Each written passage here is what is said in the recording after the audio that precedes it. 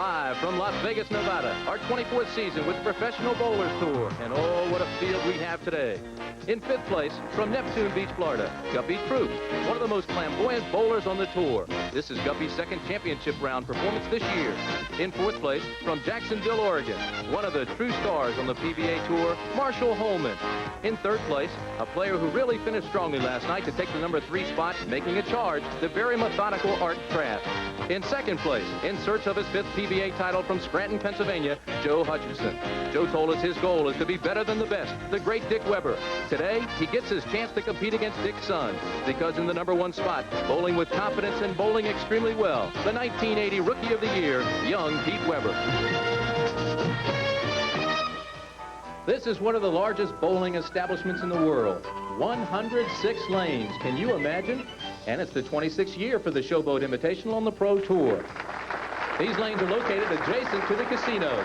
Admission is free. It's the only one on the tour that does that. And there is a huge crowd waiting to watch these great bowlers compete.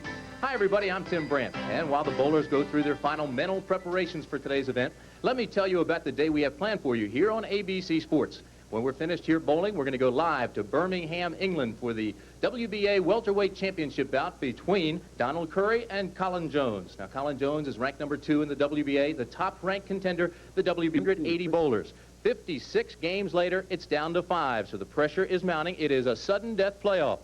The guy who has to really feel some of that tension is the man in the number 1 spot, young Pete Weber, the son of the great Dick Weber. And both of them are standing by right now with my colleague, Nelson Burton Jr. Bo? Thank you, Tim, and welcome to the Pro Bowlers Tour. Pete Weber, in the last year, you've turned it all around. Tell us the story about that. Well, the rehabilitation with the drugs and alcohol was what turned my life around for my bowling. It got 100% better, and I'm really looking forward to the match today. Dick, I'm sure you're glad to see that, but 1963, you won this tournament, and is there any advice you can give to Pete today?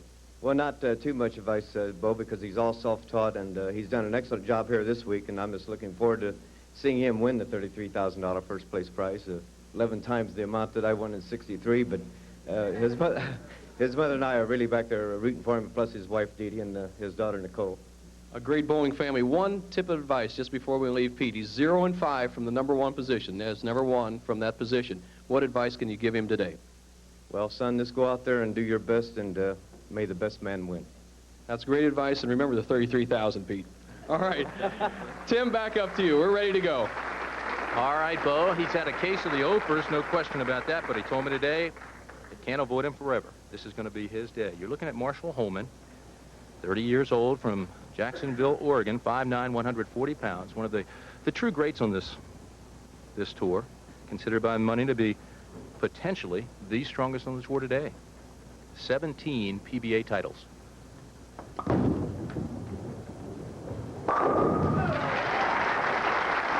That's the way to start him. This is Marshall's first appearance in the TV finals this year. The 72nd of his career, Bo. Guppy Troop, 35 years old this weekend from Neptune Beach, Florida. I'd like to celebrate that birthday with a win here today.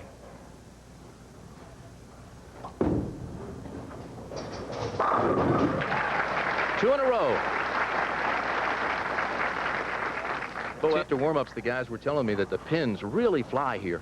Tim, there's a couple reasons for the flying pins. Number 1, the great styles of these players, as evidenced by Guppy Troop right here with a shoulder-high swing, a good follow-through, and playing the extreme outside line. As Marshall Holman comes up, you'll see that he's playing the inside line, more towards the center of the lane. Ideal conditions and a low humidity in Las Vegas lets the pins fly quite a bit, as opposed to a high humidity around, say, New Orleans. Yes! A 2-bagger for Guppy Troop. Guppy says he's superstitious about the clothes he wears. Well, you know what? He got involved in those clothes just to make a mark for himself, much like Ernie Schlegel has done with his outlandish or ostentatious clothes that he wears. And he also wears those sunglasses. It started as a gimmick, and now he wears them just to cover the lights on TV. Here's Holman, the full approach to even the match with a double.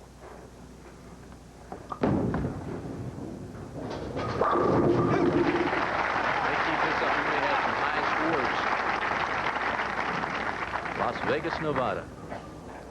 One of the all-time great players, and his style. Methodical footwork. Look at those shoulders level. The head nice and steady. The position of the left arm. The hand directly underneath the ball and lifting through the ball. Look at that profile of the knee. He is about as good a player as I've ever seen, Tim. And once again, he uses that semi-fingertip grip where the fingers go in between the first and second knuckle. And Tim, you alluded to the scoring. This pair, usually when they start yielding scores, has really put out some big numbers over the years. Right smack in the middle of the pocket again. The ball really seems to be working for him. Watching him in warm-ups, Bo, it seemed to be turning over early for him. Well, a lot has to do with the condition of the lanes, Tim, and today's just, it seems like an ideal lane condition. The players didn't practice too much to change the lanes, break them down, and of course we're in the third week of the season where the players have been red hot and are in real top bowling shape. Guppy Troop to even the match with a strike.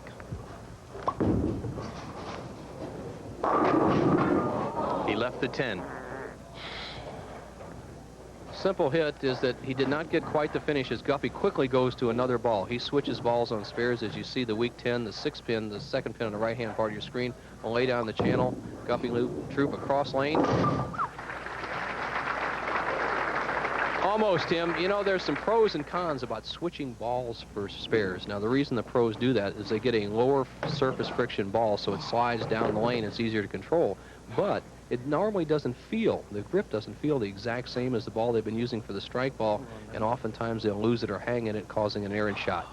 No problem for Guppy on that particular frame, though. 20 career TV appearances. 20 and 14 record. Your mama. Yes. He put it away. Guppy finished 326th here last year at the Invitational. He wants to finish much better than that in this trip. Wide World of Sports next. Should be an interesting fight between Donald Curry and Jones. Curry in his 4 title defenses seems to be getting more stylish, more patient as he goes along. Jones a scrapper. Well, Jones has his hands full. I think, and most boxing experts will agree that that fellow is Curry is the #1 guy pound for pound in boxing today. He's great. Marshall Holman. A 4-bagger for Marshall Holman.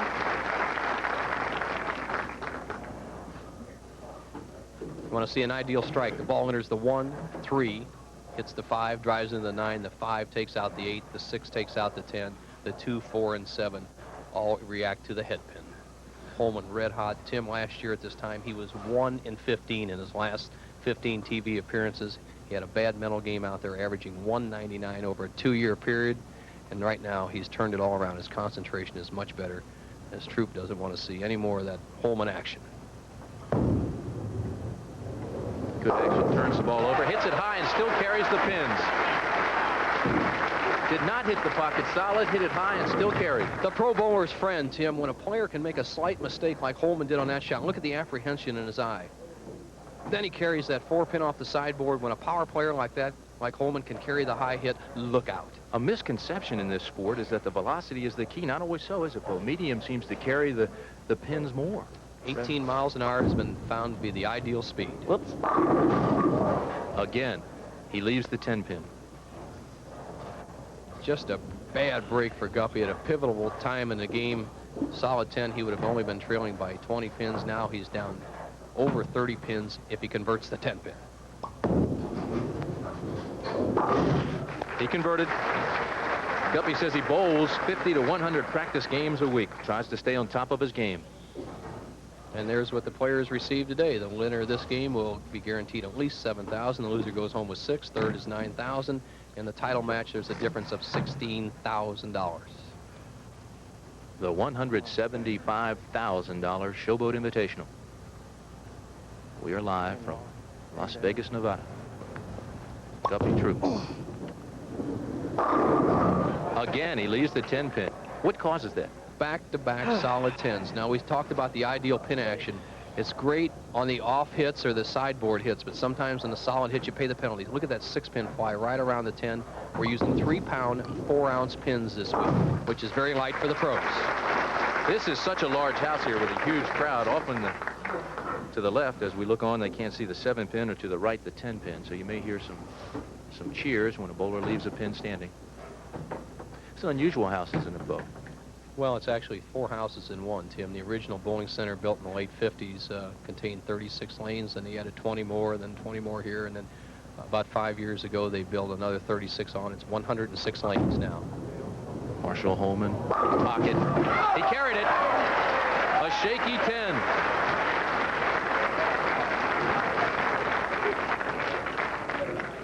Holman starts with 6 in a row, gets another break, the light 10. That's why he puts all that power on the ball. And Tim, right now, he could be on his way to the true value bonus of $100,000 if he happens to roll a 300 game today. An extra $100,000. That's not too bad. He needs 6 more strikes. The last time someone rolled a 300 game on ABC Sports, 1974, the great Jim Stefanich. Marshall Holman's last perfect game was in 1984. He has 17 in his career. And I don't care what anybody says, Bo. As many as you roll, you still have to feel that pressure as you get closer to it.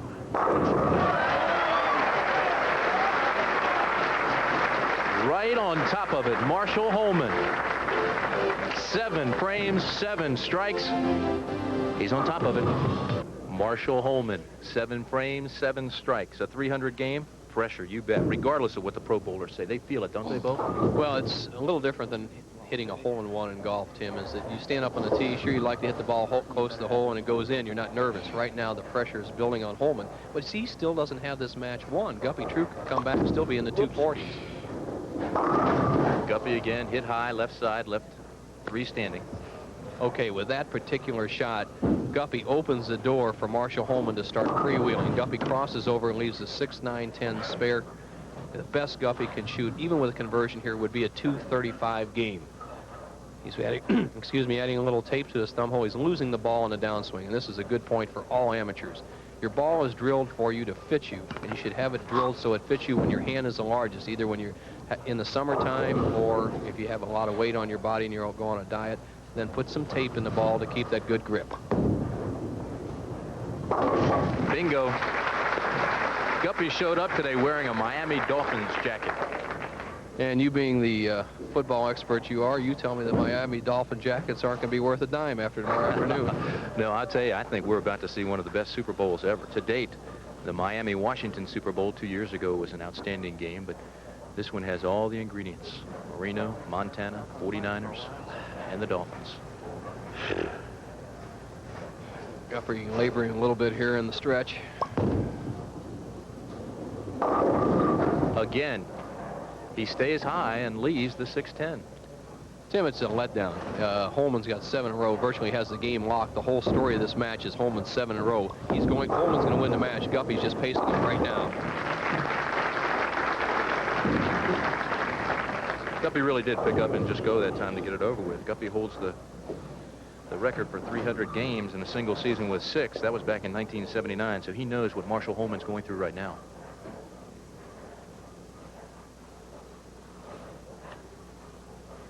Holman bowling in the thumb hole to dry that air out as the perspiration builds up on his hand.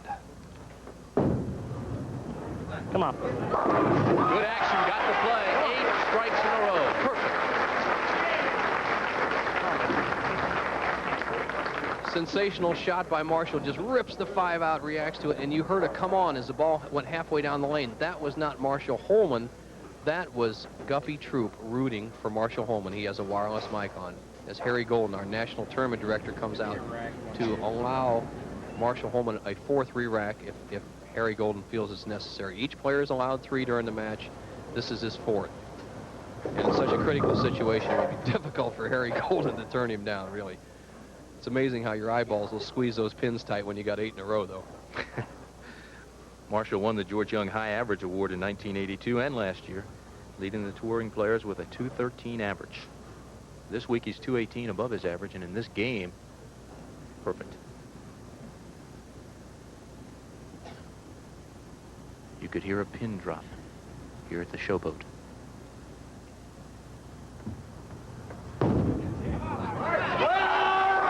He carried him.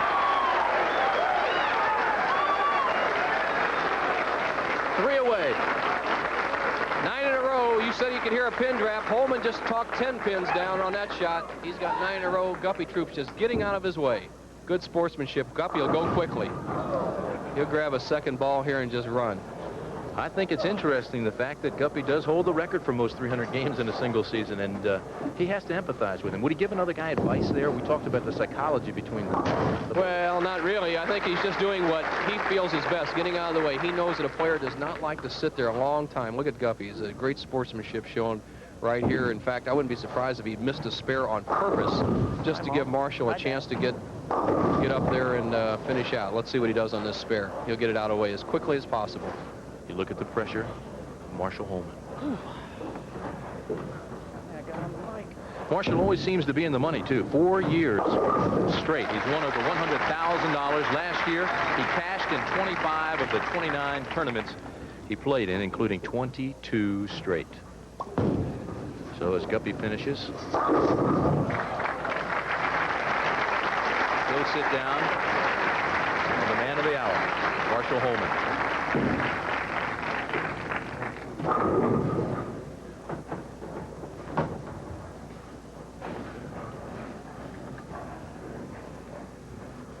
Marshall just maintain his concentration. I think the key element at this point is to keep your eyes nice and steady on your target. There's somebody who's moved down the lane, way down there we're on lanes 59 and 60 here, and somebody moved way down by lanes 33 and 34. The great peripheral vision of Marshall Holman. He has 9 in a row, $100,000 bonus if he can hit 3 more strikes. Oh, he left the 7. Tim, he just went a little bit high. He knew it. He threw a pretty good shot and laid there. A possible 279, but $100,000. You could see the disappointment in his head. The 2-pin went to the sideboard, drove out the 7, and watch the 2-pin do the action. It's a 3rd pin on the left-hand side of your screen. It goes to the sideboard, drives out the 7, and Marshall with a simple spare, but all for naught. Left it just a little bit high, didn't it? Slowed up just a bit, Tim, and you have to keep that speed under pressure at all times, but not throw it too hard. It's so critical. But once it goes through a player's mind when he's on the approach, he's going to have the high game of the season on the PBT ABC Championship round, a 279 with this strike. He'll go on to meet another tough player, Art Trask. Well, it comes 1 pin too late, 1 ball too late. 279. What a game for Marshall Holman. Hopefully that momentum will carry through. We continue after this message and a word with the Showboat Invitational from Las Vegas, Nevada. 106 lanes in this establishment. Marshall Holman really excited the troops here, winning the first game 279 to 198. 10 strikes, came up short in the last frame. A wonderful game. Now he'll go up against Art Trask, who had 9 strikes himself in a match last year in Baltimore against Earl Anthony. Marshall Holman, he'll start the match again as he did in the first match. And speaking of incentives, Tim, Marshall would have gotten $100,000 from True Value. We have another incentive that begins on this winter's tour. The Miller Brewing Company will offer $1 million to any player who can win all 3 Miller's tournaments this winter. So there's a lot of money out there. Well, he picks up in the first frame where he left off last game. Marshall Holman with a strike. This is Art Trask, 5'9", 175-pounder from Fresno, California. He turned 36 years old just 2 weeks ago. Very methodical bowler.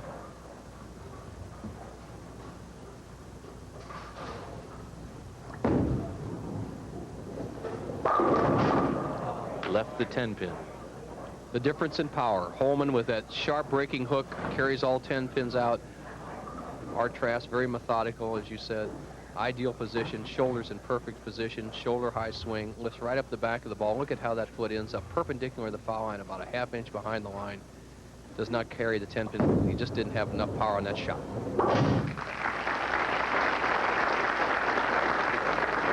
Chuck Pisano once said that bowling is perhaps the easiest sport to become a professional in. But I think, as was demonstrated in that first game by Marshall Holman, it is also perhaps the most difficult to really succeed in. These bowlers are sensational. I think that the excellent writing of Chuck Pisano, I agree with him. The reason being is that the condition of the lanes is actually stronger than the player sometimes, where in many sports just strength of the player can overcome the condition. I think most importantly is the ability of these men to demonstrate that mental toughness. Concentration, such a great part of the game. Now here's Holman up. Let's see if he can keep that rhythm going that brought him to that 9 in a row in 279 the first match. Marshall carefully wiping off the ball, Tim. There's lane or oil conditioner applied by our PBA lane maintenance crew every week. This particular week, they applied the conditioner 12 feet past the foul line. In other words, from the foul line down to 12 feet. And as the players begin to bowl matches and warm up, the conditioner carries farther down the lane, causing less hook. And there it shows up right there. The ball did not hook quite as much as it did the first game. We can watch for that as we keep going through the matches. The 10 pin, the ball not finishing quite enough. Watch the 6 pin. That's the second pin on the right-hand part of your screen. It'll lay right down in the channel. When it's hit ideally, it won't go off standing up like that. It'll go off parallel to the lane surface. The ideal situation in bowling is to stand up there and make the same shot every time. However, no bowler can make precisely the same spot time and time again. Marshall Holman, though, is trying. Oh, they say a laboratory in Milwaukee has a machine designed to send bowling balls down lanes under scientifically controlled conditions. I don't think that machine's bowled a 300. Well, I've seen the machines, Tim, and the big drawback with machines is they don't put the human element in there, and they don't put the lift and spin that a pro bowler puts on a bowling ball. A bowling ball is 27 inches in circumference, and if rolling in a completely true roll down the lane, I think it'll turn over about 25 to 30 times, where a pro bowler will spin the ball and, as possible, many more revolutions than that. Marshall Holman putting on a clinic here. Strike, 2 spares coming up. January 26th, $150,000 Quaker State Open. Then the light slam begins, and the U.S. Open, and on to the AMF Angle tournament in the old Dick Weber lane, St. Louis. And Pete's son, as we said, is the tournament leader today. Perfect. Boy, you hit that pocket, the pins just fly, don't they? A perfect strike. The pin normally only hits, or the ball normally only hits 4 pins. The rest is carry. Good point, Tim. People don't realize that that is the reason you need spin and angle on the pins to carry out those pins. The bowling pins themselves, all 10 combined, weigh somewhere between 33 and 35 pounds. The spheroid in your hand is only 16 at the most. You need angle and power to continually carry the strikes. Art Trask bowled 219 this week. 219 average, has 4 PBA titles. I thought he was going to leave the bedpost, but he got the 10 down, the 7's left. Some people say, my goodness, what a good hit, and then what a bad break, and then what a good break. Well, what really happened? The 5 pin went sliding behind the 7, the 6 pin got chopped off the 10, and Trask actually got a bad break. It should have been a strike. If he converts here, he'll lead in the match by 9 pins. Oh, he slid by. You cannot allow that to happen. As Art Trask has dropped the spare, he now trails Marshall Holman by 3 pins through 4 frames. Not enough lift, and he has opened the door for Marshall Holman. Let's just, in retrospect, if he had carried that strike, he would have been 20 pins ahead. Instead, he trails by 3. A 23-pin flip-flop, as you may, in favor of Marshall Holman. Now Holman, with a 3-pin lead, strike working, can up that lead to 13. Historically, Marshall has not done that well in his TV appearances. Hold it. Hit it high, left 2 standing. Really just didn't turn over for him. Just a bad swing. Marshall Holman, when you see him bend his elbow as he comes through, as you see the track of Marshall Holman's ball, right over the 2nd arrow, and out to about the 5th board. Now, that's the trajectory he's been getting strikes with, but you see the sharp break on the back end, leaving the 3-6 spare combination. He just threw it too slow and not the good follow-through, Tim. Got to guard against the chop on this spare. Got the late bellying effect, this time right out. He's animated, isn't he? They've said sauntering, sashaying, and there goes the sachet. We say, I heard you say it before in football games, Tim, when anybody can walk that cocky, he must be a pretty good player. You know, he's playing with pain today, too. Has a banged-up thumb, has that taped. He came to my room over here at the motel after the qualifying and said, Bo, what should I do? His thumb was bleeding. I says, Marshall, you got to be your own judge. He bowls so well at the Quaker State, which is next week's tournament. But $33,000, look at his thumb all patched up, $33,000 at first. I said, Marshall, you got to go for it. He thanked me last night for giving him some guidance. Look now. Tried to talk him down uphill, but he still left the 7. Here's a point for league bowlers. Now, they bowl for about 3 hours in league, and you watch the ball of Marshall Holman starting to slide by the headpin. The first match we saw it hooking up to the pocket. Once again, I said that there is conditioner or oil on the lanes. As you begin to bowl, that oil is carried down the lane. So now there's oil from like 1 to 12 feet as we start. It might be from 1 to 20 feet. The ball's going to skid farther. Marshall Holman has to adjust for that. Kissing that bowling ball for a little bit of luck, puts it down and knocks down the 7. Coming up later on ABC, Wide World of Sports, we'll take you live to Chris Schenkel over in Birmingham, England. Should be an interesting fight between the defending title holder in the welterweight division, WBA, Donald Curry, against Colin Jones, live from Birmingham, England. And as our countdown to the Super Bowl continues, we'll have some interesting features today from Stanford, California. Art Trask.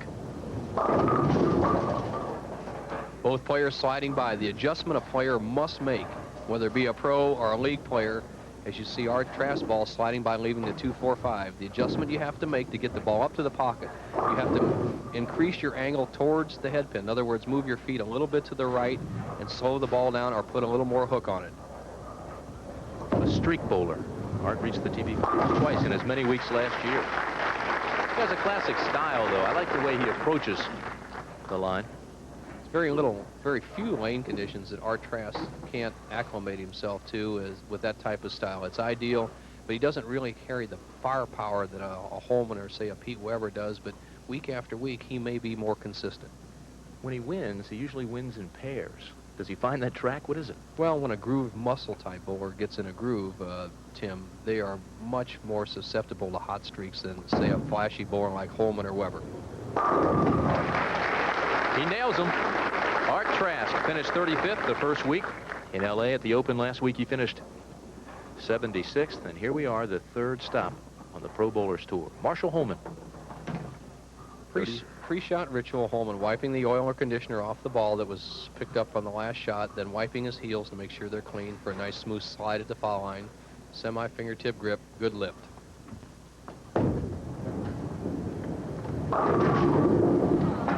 Left it outside. Now, Marshall knows what's happening, and he doesn't like it. Marshall likes the ball to finish every time he throws it wide. When it starts sliding by like this, the weight of the action switches to the down and in bowler like Art Trask. Art Trask doesn't depend on that sharp break. Holman depends on it. When the lane or oil carries down the lane and Holman can't get that break, it's much tougher for him to shoot the big scores. The match now tilts in the favor of Trask. 8 on the spare. 6th frame converts it. Marshall Holman. This is the 72nd TV appearance in his career. Always seems to be in the money. Trask checking the rack, Holman patting a little rosin on his thumb hole or in his thumb hole. You must wipe that off by rules before you make a shot. The match is all even through 6. As I said, Holman. I believe Art Trask has a slight advantage because of his type of game when the lanes get slick way down there.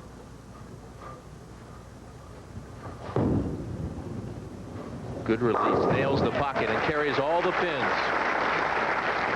So after 7 frames, another strike. He sits at 117. Marshall Holman, Art Trask, hole 19. Marino, Montana, the 49ers and the Dolphins. Should be a great one.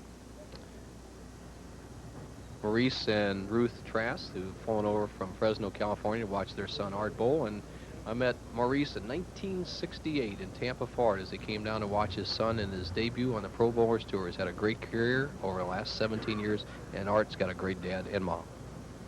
We've got a good match going. 7th frame. Art's working on a strike. Yeah, baby. He's got a 2-bagger. The condition determines a player. That's one of the sayings on the Pro Bowlers Tour, because all the athletes out here are pretty similar in ability. It's a style that determines who's going to win. As I said, the oil is carrying down the lane. The lane is much slicker than when we started about 25 minutes ago. Art Trask has a 10-pin lead. He has the proper style to handle that, what we call long oil type lane condition. Let's see what happens here. He could put Holman on the ropes.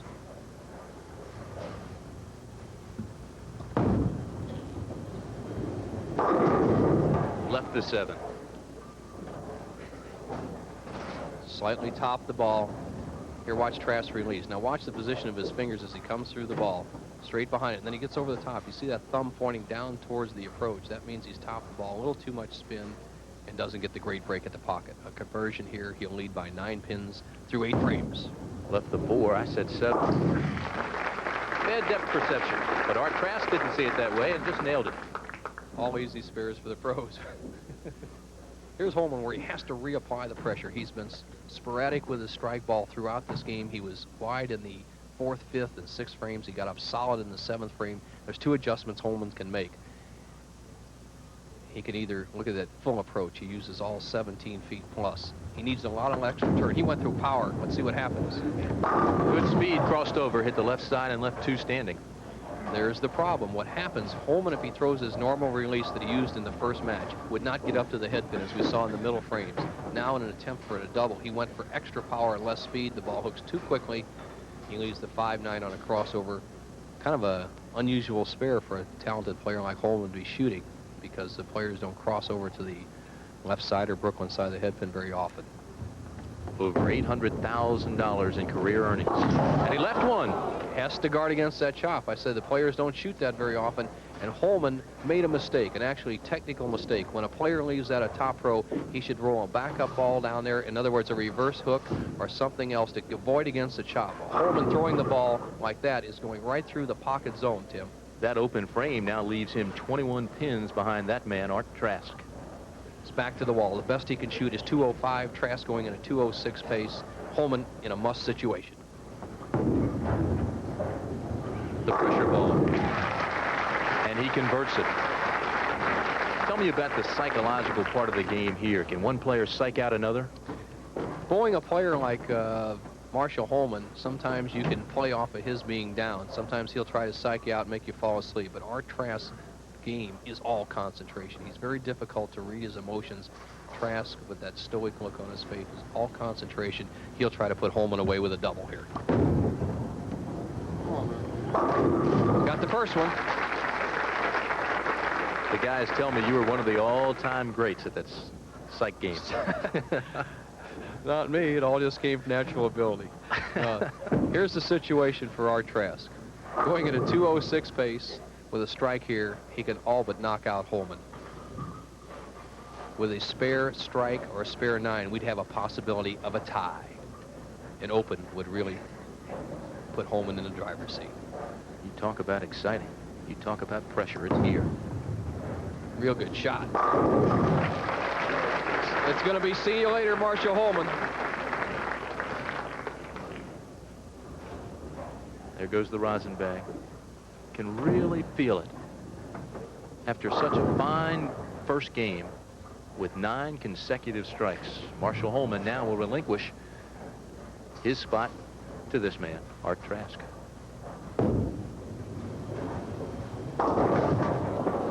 Thought he had the turkey, didn't, left 3 standing.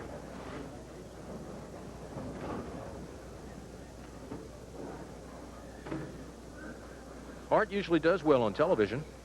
Got a winning record. 19 wins, 13 losses, and 17 appearances with a 217 average. Now Holman's in the driver's seat, though.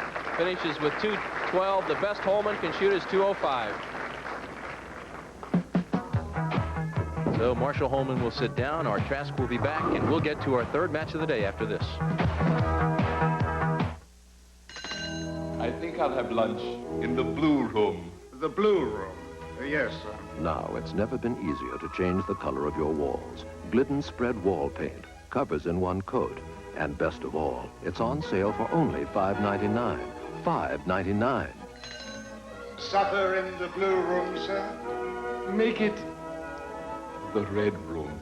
The red room. Glidden Spread Wall makes changing your walls as easy as changing your mind. Staying in shape gives my business career an extra edge. Speed Stick deodorant gives you an edge, too. Speed Stick's the wide stick. Gives you man-size odor protection all day. The wide stick feels good going on, and it takes just a few strokes. Lanes here in Las Vegas, Nevada. And boy, have we seen some bowling today. Art Trask with the big win over Marshall Holman, 212. With 6 strikes, he moves on. Marshall Holman now will sit down with 14 strikes on the day. You know, over the years, national polls conducted indicate that more Americans participate in bowling than any other year-round sport. Because of that, we have a tip for you every week. Who better to tell you than Nelson?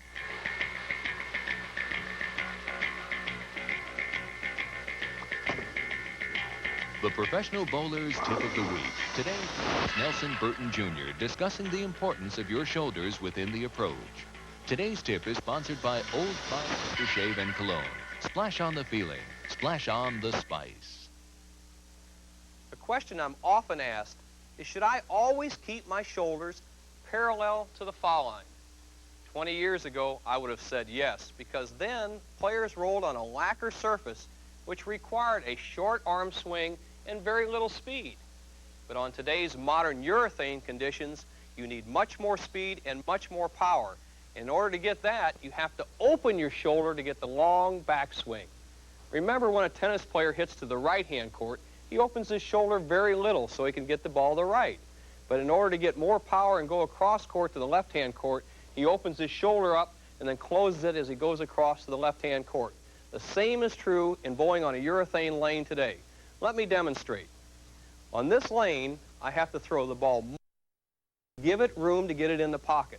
So watch, I'll push the ball away towards the target, allow that shoulder to open up and the backswing to go higher, then close that shoulder along the intended line and follow through towards my spot. Watch this.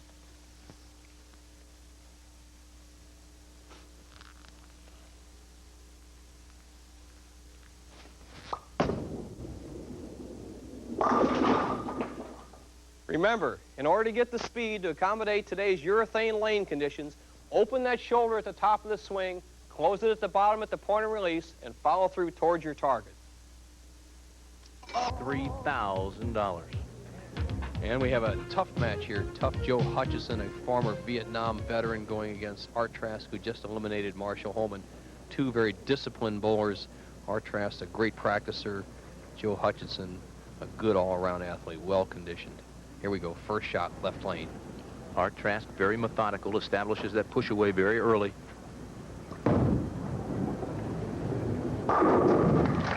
Starts it off nicely, Bo. Tell me about that early push. Well, he establishes that push away, as you said, Tim. It locks his elbow and allows that pendulum swing to flow freely. He's not a muscular type guy, and he doesn't use a lot of muscle in his delivery, where Joe Hutchinson, although he's wiry, is very strong in his upper body, and he will watch the muscular control of his arm of a shot. A high backswing and a snap to the big end. Hit it high, still carried the pins out. 5'10", 145-pounder. And you watch the shoulder of Joe Hutchinson. We just had the tip about opening the shoulder along the line of belly, and look at him. He opens it up. Now he closes it back in just as he releases the ball along the intended trajectory line. An excellent shot for Hutchison to start the match. Joe was telling me in warm-ups he was really having a tough time getting the ball to turn over early. He's experimented with 3 balls here already today. He settled on a urethane ball for this match. 2 in a row. You mentioned that Joe's a Vietnam veteran. In the late 60s, he rolled a 772 series for 3 games wearing Army boots and using a house ball. Well, that's a good story. He probably rolled that in Vietnam. See, they don't know how to keep score over there, so you can give any score you want.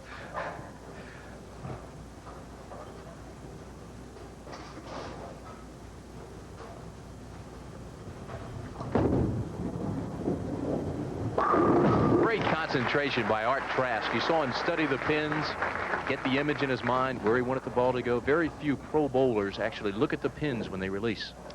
In fact, all the pros spot bowl either the dots that are 7 feet out over the foul line or the arrows 15 feet past the foul line on their strike ball. On a spare ball, we recommend the straight, simple shots, so pin bowling or looking at the pins can be just as effective as spot bowling on spares, but pros usually spot on every one.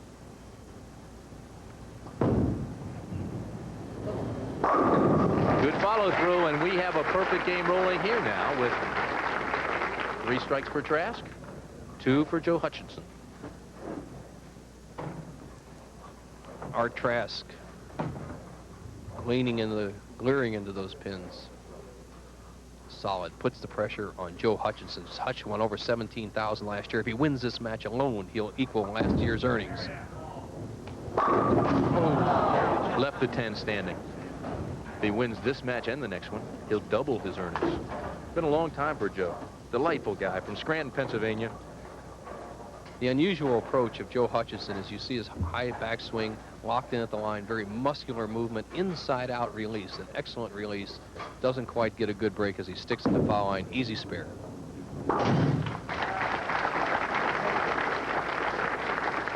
Look at him. He's motioning. He's not really getting the slide that he wants.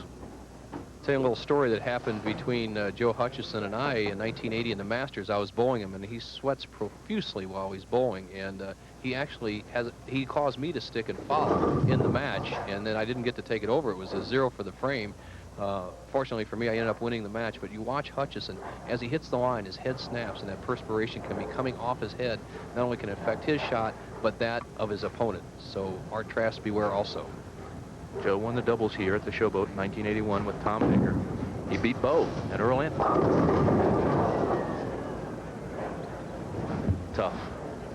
Left the 2-8-10. The 2-8-10, a very difficult spare for many of the pro bowlers. In fact, there's quite a bit of controversy about this spare. Should a pro be allowed to shoot this left-handed? Pros can shoot this left-handed and try to slide the ball, the pin over into the 10 pin. Hutch is going right-handed. He's going to try to throw it real hard and bounce it out. Still No go. up 2 standing. Joe is single with a relaxing Joe Hutchison by 26 pins. Bo and I now are joined in the booth by Marshall Holman, who really had this place buzzing a little bit earlier in this match. Marshall, 9 in a row. What went through your mind that first match, 10th frame? Oh, Bo, I was playing kind of a feel shot. I didn't really have much of a shot in practice, and it just everything sort of came together during my match. In the 10th, I just wanted to make another good shot. I knew there was $100,000 waiting for me at the end of that 300 game. Hey! 4 in a row for Art Trask. Well, he's working on it now, and what's going through his mind? Not quite halfway there, Marshall. Well, Art is just trying to secure the match. I don't think he's thinking about 300. It really didn't enter my mind until I got the 7th strike. Then I pretty well had the match in hand. Then you think about 300. The main objective is winning the tournament. That's what Art is thinking about right now, getting that final match. How about the change in lane condition? We saw your ball not finishing. Art Trask with the down and in straight shot seems to favor his game.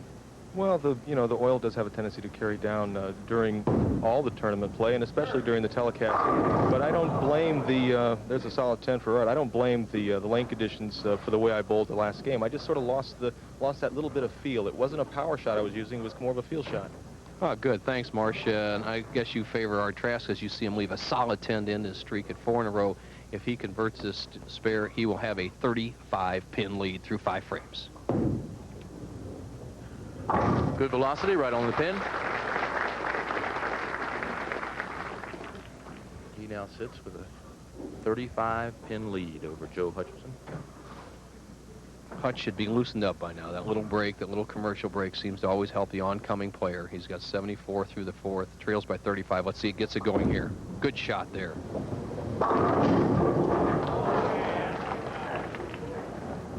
You can see his reaction. You know, it's been a long time for Joe. This is his first championship appearance this year. He hasn't won since 1981. Slightly high. You see that 2 pin as we reiterated. Go to the sideboard. It misses the 4, but takes out the 9, avoiding the split. Easy spare for Joe Hutch. You know, I always wondered why you and Chris were whispering during these telecasts, and we're right here in the thick of it. We're right with these bowlers, and concentration is paramount. Our position is next in the pair next to the bowlers and back about 15, 20 feet. But the players don't seem to really notice our conversation up here. They're so intent on their concentration on controlling that lanes that the excitement of the issue kind of blocks their mind out. Joe looks like he's fighting himself mentally just a bit.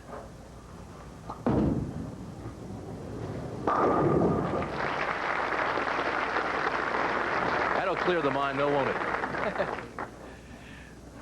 Breakdown in this match, $6,000 or $8,000 involved between second and third, and actually $33,000 for first. Right now, Joe Hutchison just trying to get by that first match against Art Trask, who defeated Marshall Holman. Commanding lead, spare working 5th frame.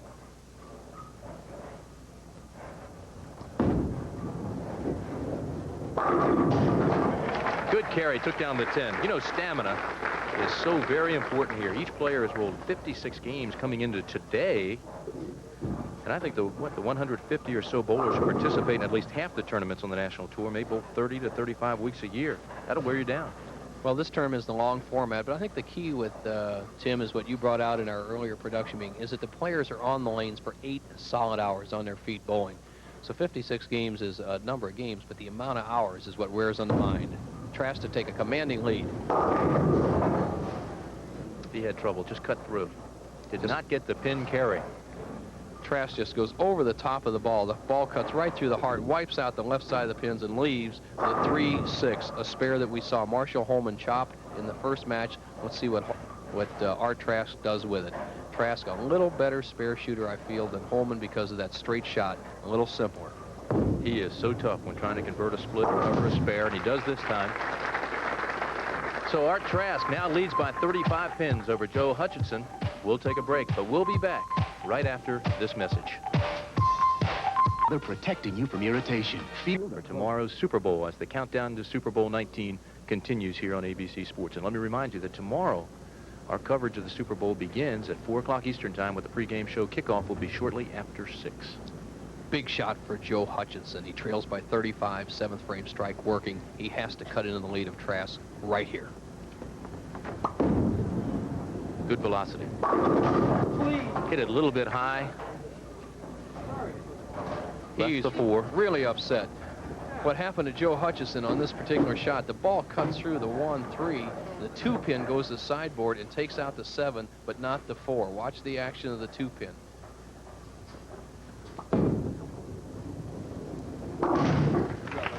Had trouble hitting the high pin, the lead pin, and not getting the carry.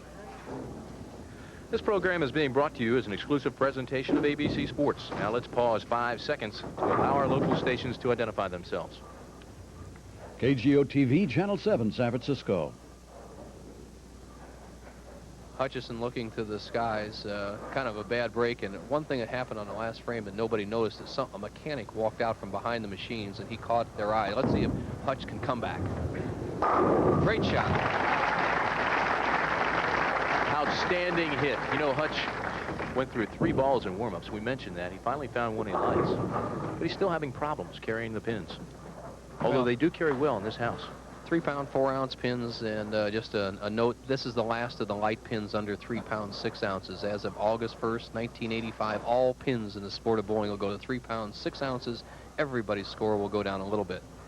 Here we look at Trask, 8th frame, leads by 35.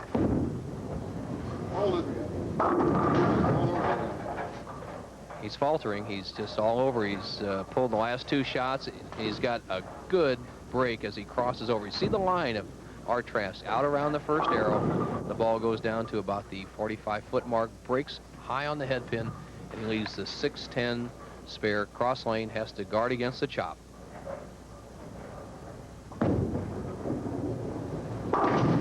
Carried them both. You know, this sudden death is so tough. You bowl all week, 56 games here, then all of a sudden, everything changes, Bo. It's quiet, no other pins falling, no other bowlers. You lose and you're gone. The heat of the concentration seems to maybe pick up a little bit. And maybe even the lights and the oil change, the lane changes you mentioned. So tough. Well, a pro bowler has to be a marathon player during the week, and that's fine. But he has to be a sprinter on Saturday, and if you can't combine both, you don't belong on a pro bowler's tour, and that's just simply the way the game is. $33,000 check waiting the winner here. And with that carrot in front of you, that incentive, I'm sure that picks up your game a little bit. No doubt. The situation for Joe Hutchinson, trails by 33 pins, strike working in the 8th frame, has a possible 224 game. Right now, Art Trask is going at 227. There's still a chance as Pete Weber looks on. He'll meet the winner of this match for $33,000. Must shot, Joe Hutchinson. A little concentration broken. He's talking to the audience. Joe has a great sense of humor. He's, I call him the Henny Youngman of the tour. We had a good time laughing with him. Keeps things in perspective at all times. The former Vietnam paratrooper with his back to the wall has to make the big jump in this frame.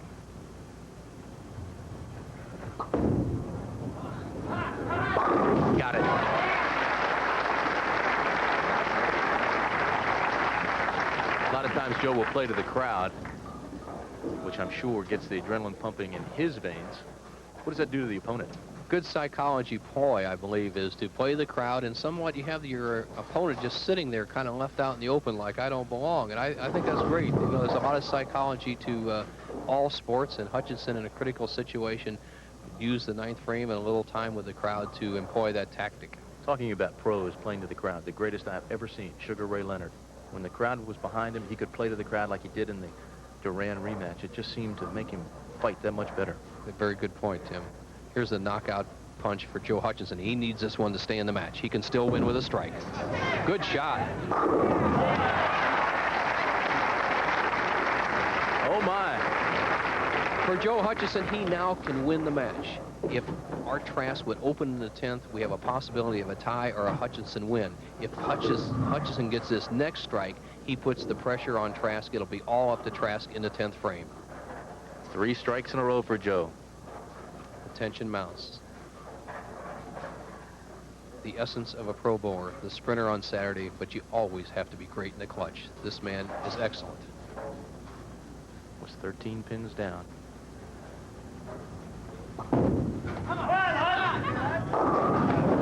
Oh. Cuts right through the heart, leaves a 6-7-10 split. Look at his eyes. He's so disappointed. He's hoping for a good break, a crossover. Personable guy as he is, you still see a smile on his face. He's opened the door for Art Trask. Virtually impossible to convert. Gambles right side and goes into the channel. 208 for Art Trask. Just keep the ball in the building, and he'll go against Pete Weber for $33,000 in the Showboat title. Stay behind the foul line, and as the pros say, keep it in the building. There's a winner right there, Art Trask. Well, he left the 6-10. Spare and strike, we would have a 2-27 game and a 17-pin victory over Hutchinson. Joe Hutch bowled very well. He's had a great comeback. I think that Hutch is going to be seen a lot by our ABC audience this year. He's really in top shape. This sudden death reminds me of a golfer going 4 rounds and having everything decided on just 1 hole. The tour will continue after the... And there's a farmer junior bowler from the Bronx, New York, better known as J.J. Walker, the television show Good Times. I bowled 15 games with him yesterday. And, Tim, he is one heck of a good bowler, and he's been here all week. He knows all the action. Glad to see him around. Here's what's happening today. Marshall Holman won the first match over Guppy Troop with 10 strikes. But then Art Trask stood up, and in a good match, ousted Holman, who had an open frame. Art then beat Joe Hutchinson in a very close match, 224 to 208. So now bring on young Pete Weber, the son of the great Dick Weber. He's 1 match away from $33,000. That's Dick Weber. As Dad looks on, you know, the nerves have to be, very tight right now. And there's Juanita Weber sitting on Dick's right, and Dee Dee Weber sitting on the left. I'll tell you a great story about Dick Weber. When his son Pete was the #1 seed at Windsor, Dad was home bowling in a league game in St. Louis. He bowled a 140 in the first game because he was so nervous. The other son, Dick Jr., Rich, the team captain, benched his dad. Well, Dick said he just didn't have Pete home to coach him that game. Young Pete Weber on the left. On the right, Art Trask. The story here, Pete Weber, the great comeback kid. Everybody knows his story. Art Trask, the seasoned veteran who's been here many times. And also, Pete Weber has never won a tournament championship from the #1 position. He is 0 wins and 5 losses. He's had a bad case of the Opers, but he told me this could be the day. Art Trask, first ball. There it is. You talk about psychological ploy. There's Art Trask yelling out as the ball comes down. There it is. Psychologically, that tells Pete Weber, I know exactly where to throw it. Look out. Let's see how Pete reacts. To preface this match a little bit, I think the advantage goes to Pete Weber on the right-hand lane here. I think he'll hit it better than Trask. The difference may be the left-hand lane. Let's see who can make the challenge, who can win the money. Although Pete is playing hurt today, he has a very badly sprained wrist. Doesn't show there, though.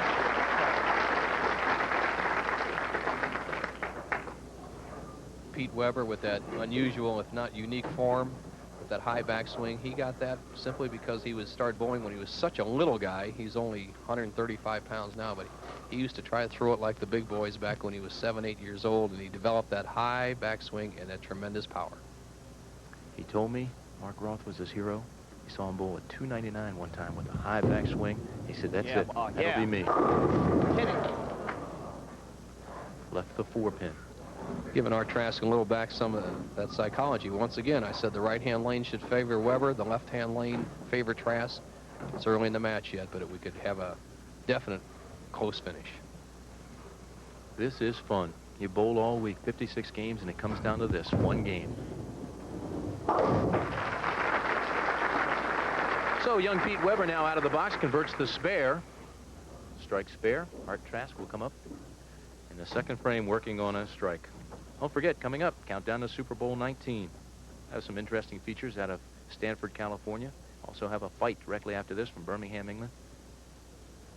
Ask you in a second, Bo, who you like in that Super Bowl game? I go with the expert. The Tim Brand told me that it's San Francisco all the way.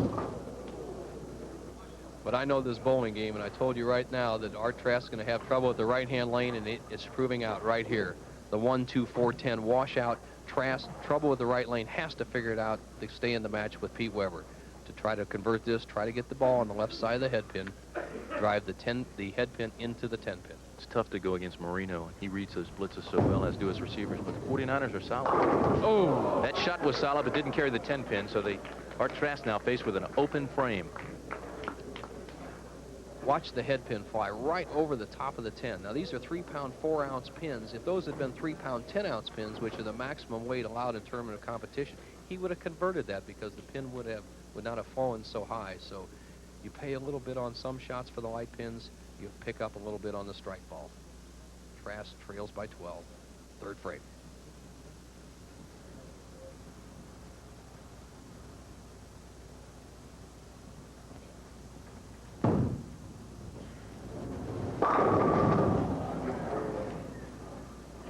What is that, Bo? Lane conditions changing? Solid 10. What has happened is the two different styles in the surface of the lane. The left-hand lane in this pair, and I bowled for the title a couple of times in this pair, Tim, is good for a down and in player because the ball rolls very evenly if you go with the boards. The right-hand lane, if you go with the boards, jumps high, but if you give it room, as Trask did in the second frame, because of a hard board down the lane, doesn't come up. Well, they say the right side is playing a little bit tougher than the left. I know Mark Roth told you that a little bit earlier. Look at that. What a matchup, Miami and San Francisco. You know, everybody talks about the way Marino reads the blitz so well. His receivers have to read the same thing he does. They run that blitz break-off, and it's worked so well, but 49ers will give them a lot of different looks. They play a lot of different people. Should be a great game. Pete Weber.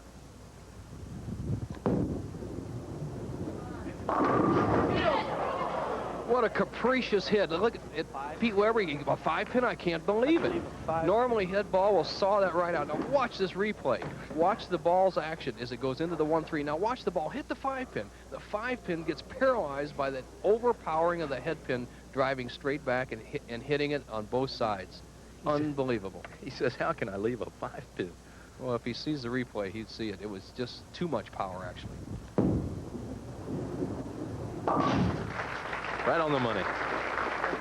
There's a rumor that that man right there, Dick Weber, may be taking over as the GM of this showboat operation. It's been flying around, so I don't know if that's for general public, but everybody knows it now. So an interesting part that Pete Weber could be bowling for the title. Dick Weber won this title in 1963 for $2,500, and they may come back to own the whole thing. Young Pete was in the finals earlier. Oh, he wanted that one. Coached it all the way in, uphill. Young Pete Weber now leads by 11 over Art Trask. We'll be right back. The final match after this. The pressure on Art Trask. Trails by 11, sudden death playoff. As you mentioned, Bo, he really has to start scoring on this right lane. Two things he can do. He can either try to throw a lot more hook and throw it very slow, or move to the extreme outside and use a lot of speed. He cannot fight that hard board right in his breaking point about 35 feet down the lane. Let's see what he does. Looks like he's going for more hook.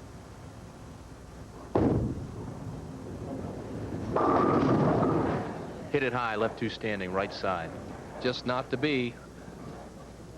He cuts right through the heart, and in the last commercial I was discussing with my statistician, Mike Durbin, who's also won a title. He remembers this same pair of lanes. If you throw the ball perfectly straight on this right-hand lane or hook it a lot to go around that hard board, you can score. But if you're in between like Trask, you're a dead duck. That's 5 consecutive times he's not even been close to the pocket on lane 60. So the 6-10 go down, and now Art trails by 13. Moves back over to the left side, one he has scored fairly well on. Trask's experience has to show through here. Make the adjustment on the right lane, but most importantly, not lose the strike line on the left-hand lane. He's setting himself very carefully, looking at the approach. A very diligent player. Concentration, always important. Now, it's paramount.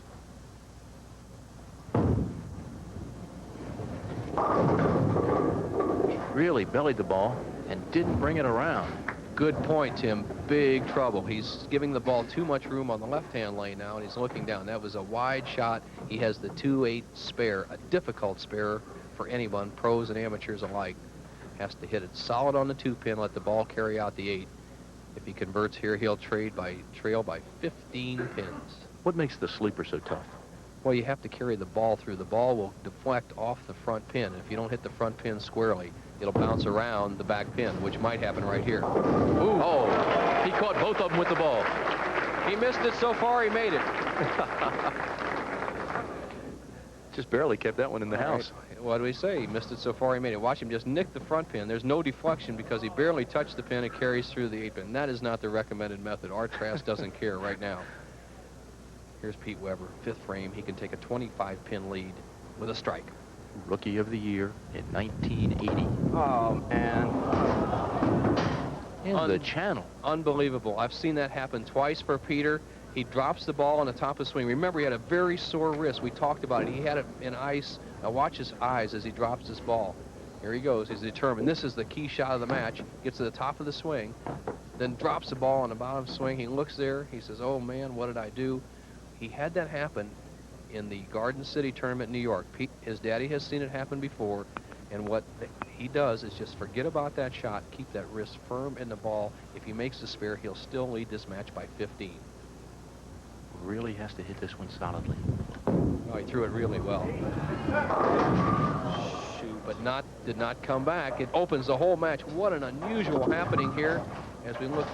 Pete Weber could have taken a 25-pin lead with a strike in this frame. He throws the first ball in the channel. Second shot slides by for the 2-4-5-8 bucket. He goes from a possible 25-pin lead to a 3-pin deficit, all in just 2 shots, Tim. Again, we repeat.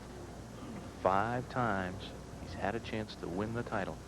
5 times he came up shy.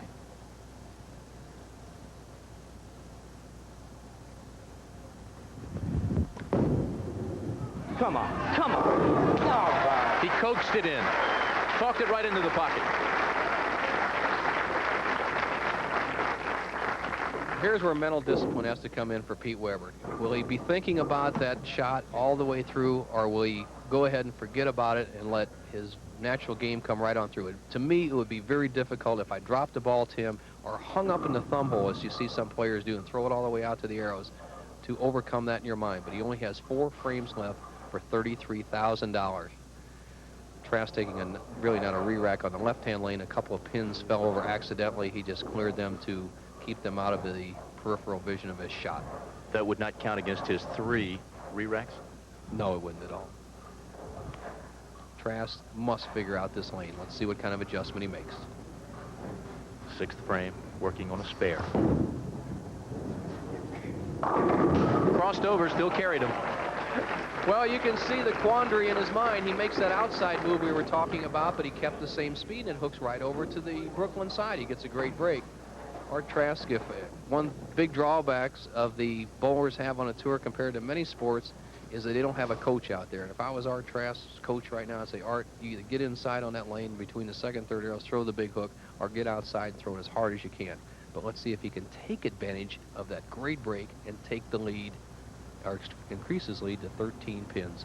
Strike working, 7th frame. Oh, the ebb and flow of emotion.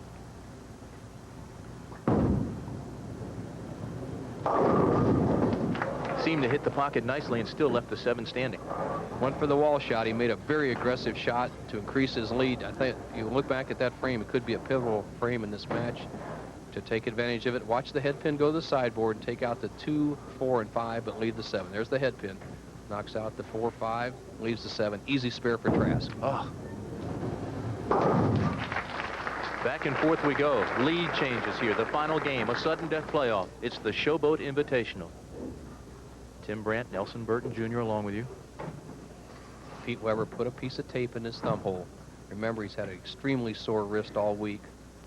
He can't let that bother him now. I talked to him last night. He says, Bo, if I come down with 5 or 6 frames left, I don't care how sore my wrists are. Right now, it's $8,000 a frame. That can take some of the pain away. Boy, he caught all of that one. Oh. Well, he took down 9 of them. Not exactly what he wanted. I see his mother and father back there in the background, scratching their chin, shaking their head. That was a big frame. Dick knew it, and trying to keep a smile, but see what my son does. Make the 10 pin. Remember that Pete only has 1 more frame left on this lane.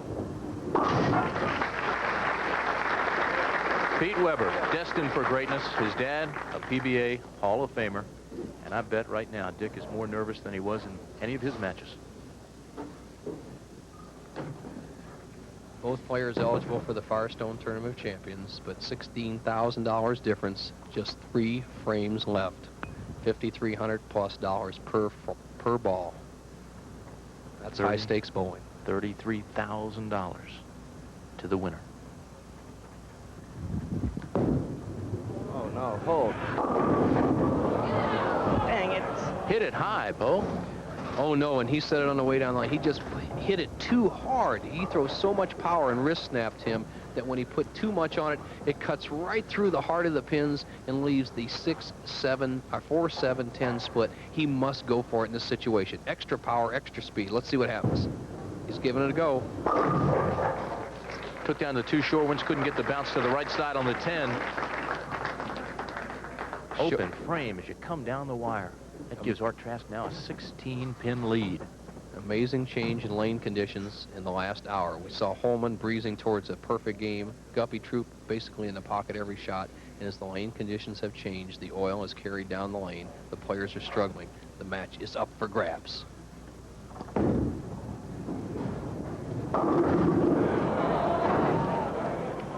Trask cannot believe it. He shakes his head.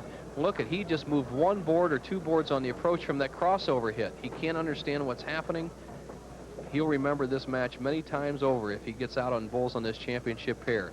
Here's where a former champion or somebody who has bowled on this pair and won a title would eat either one of these players up because they're making big mistakes. They'll put it in their memories, but somebody's going to win. The washout. It's going to be close. Open frame for Art Trask. If we can emphasize what Bo's been saying about the change in the lanes. Let me just remind you that Marshall Holman started in the first game with 9 straight strikes. He ended with 10. And now here we are, almost in mediocrity as we come down for $33,000 in the winning prize tank. Now we come down to just guts. Art Trask knows how to hit the left lane. Pete Weber knows how to hit the right lane. They each have 1 frame left on their bad lane. It's going to be the man who can gut it out, who's got the tough teeth. Only 3 pins separate them. Got a good carry, still leaves 2 up. But that was such an important frame for Art Trask because granted he cannot hit the right-hand lane in the 10th frame, so he needed to set the foundation with a strike here in the 9th. He spun the ball a little too much, got too much side spin on it, did not bite the lane. He leaves a very simple 2-4 spare. He still will maintain the lead by 3 pins with a conversion.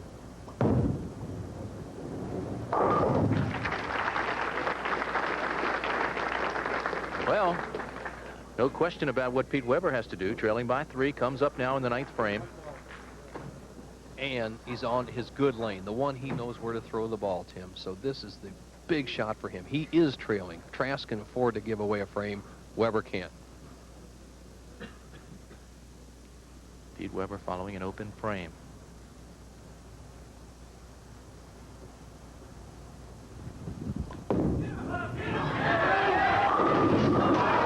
And Okay, they've each let one good frame go by the wayside. As Dick Weber has a big sigh, Dee to Dick's left over there on the right-hand part of your screen. Looking at his watch, looking at his wallet. A lot of money going by in the 10th frame here. Pete needs to convert this spare. He's got it.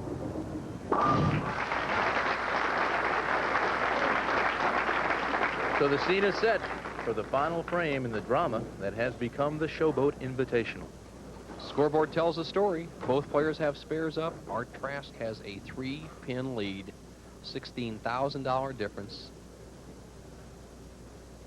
What's going through his mind, their minds right now, Bo? Trask is almost a negative, hoping Weber can't do anything because he doesn't know what to do in the 10th either. Pete must just cut it loose. He's young and a powerful player. He has to rely on that great natural ability, and he did it on that shot.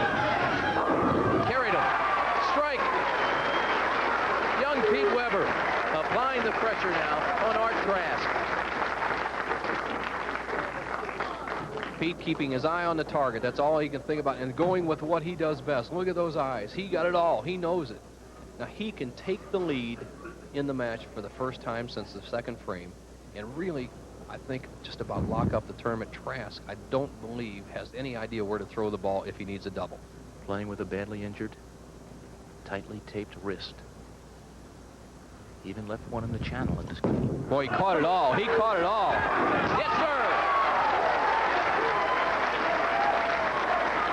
Oh, my. Pete Weber. And look at Dad. Okay, he's got the lead. That's the winning shot. Now, guard against one thing. Remember that disastrous 5th frame where he lost the ball and threw it in the channel? If I was Pete Weber right now, I wouldn't take any chance on throwing that big hook. Throw it up towards the head pin. Don't send it out. There's you. He's just cutting it loose. Left the 10, puts up the safe mark. The applause from his dad. All the onus now. Art Trask will come to the line knowing what he has to do as Pete Weber walks away with a 176. The scales, normally I would say, are 50-50. Art Trask, a great clutch player, but he hasn't been close to the pocket on this lane in 7 frames, and there the scoreboard tells a story. Must strike on the first 2 balls. Let's see what happens.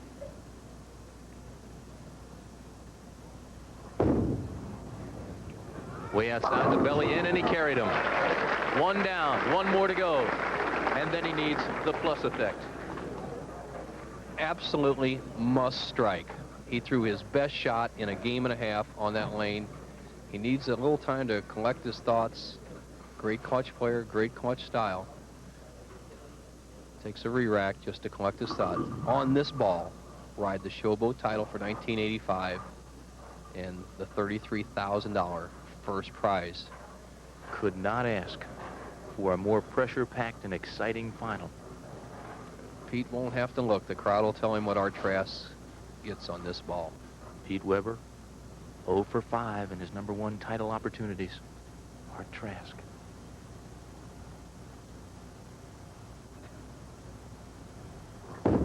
Good velocity. It's crossing over. Crossing over and leaves the 10. The winner is Weber. Art Trask leaves the 10. Young Pete Weber, the string is broken. He has the title and $33,000. It came down to the final frame. The pressure was on, and Pete Weber answered the challenge. We'll be back at the Showboat Invitational, as Joe Kelly makes the presentation to young Pete Weber. Stay tuned next for ABC's Wide World of Sports. Today's lineup includes